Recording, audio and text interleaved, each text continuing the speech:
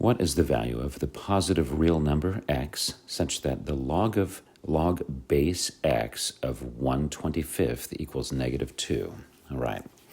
If you haven't been exposed to logs, we need just a real crash course on what in the world they are.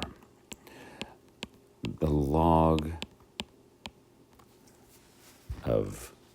Okay, so a log term is kind of the opposite of an exponent term. So it's like saying 10 divided by 2 equals 5. I could say that same thing by saying 2 times 5 equals 10. These two things are sort of saying the same thing mathematically, just two different ways. They're kind of expressing a mathematical truth opposite each other. This is a division. The first one's a division. The second one's a multiplication.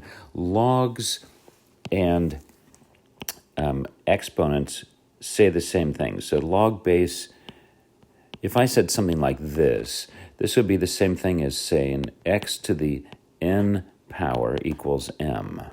Okay, so this statement here, this is the code to convert between logs and exponents. Basically, your Algebra 2 teacher might have expressed this as converting and doing a log ride, kind of taking the first number and the last number, and then taking the first number and writing it down first here, taking the second number and writing it down as an exponent here, and then they equal the last number, that thing there. So if I did the log ride here, I'd go down through the first number, up through the last number, and point to the thing in the middle.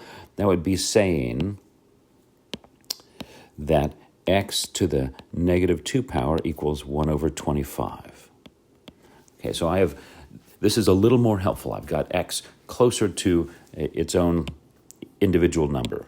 Okay, so now two things I could do with this. I could just pick numbers over here at random and see what happens if I put them in and then raise them to the -½ power. I could do that. I could also instead remember what raising a power to an exponent means. X to the -1 power is the same thing as 1/x to the first power. So I can, this -2 can become positive if I put it in the denominator. So this would be the same thing as 1/x squared equals 1/25. Okay, this is starting to look more promising now. So 1/x squared equals 1/25. That's the same thing as x squared equals 25.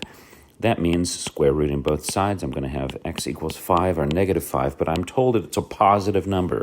So my answer is going to be A. Ooh, what a lot of work.